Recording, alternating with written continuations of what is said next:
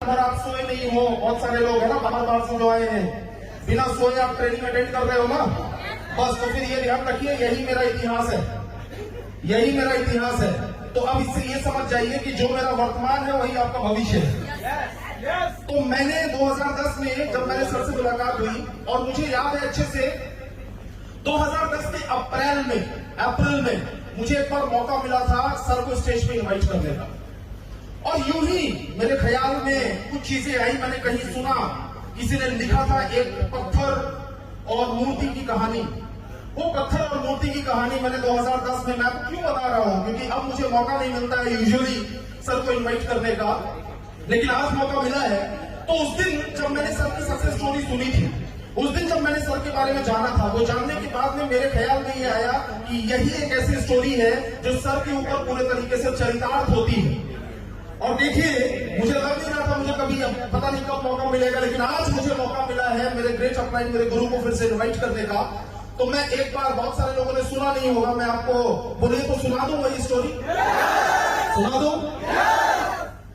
रात का 1:30 बजा हुआ था और मंदिर के फर्श और मूर्ति के बीच में बातचीत चल रही थी। फर्श ने मूर्ति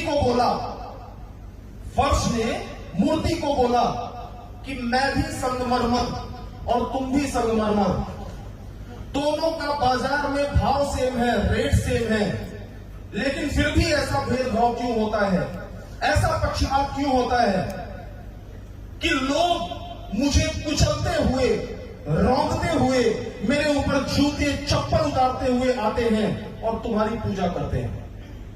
ये दुनिया बहुत खराब है क्योंकि संगमरमर तो मैं भी हूं, लेकिन मुझे वैल्यू नहीं दी जाती है। और उस समय मूर्ति ने क्या जवाब दिया जानना चाहेंगे? इस जवाब को अगर आपने गौर से सुना ना तो आप दहल जाएंगे।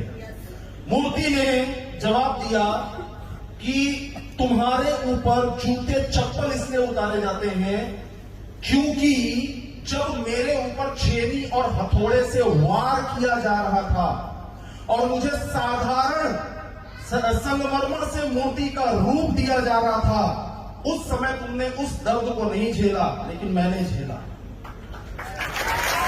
है संगमरमर ही, लेकिन तुमने उस दर्द को नहीं झेला, मैंने झेला।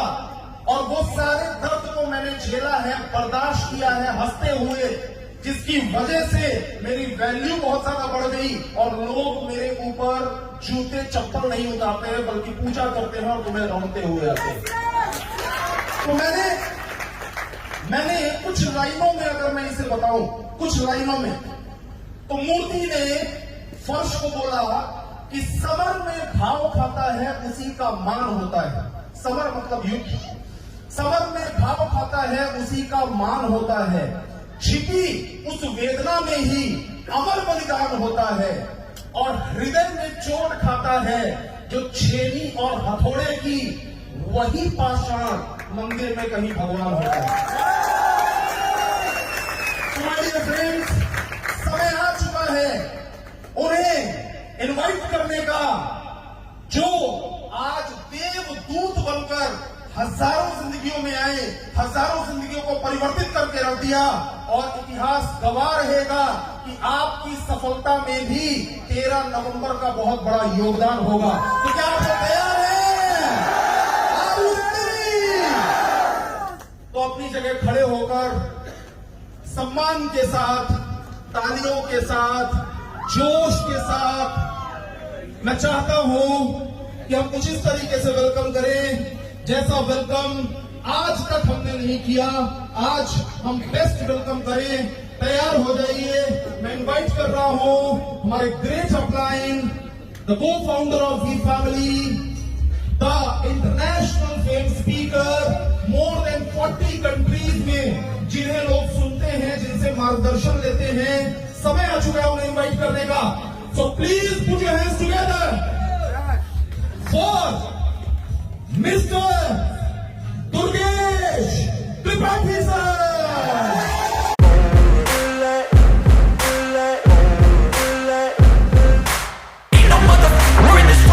Like me, open up your eyes and insert a little rising. You don't have to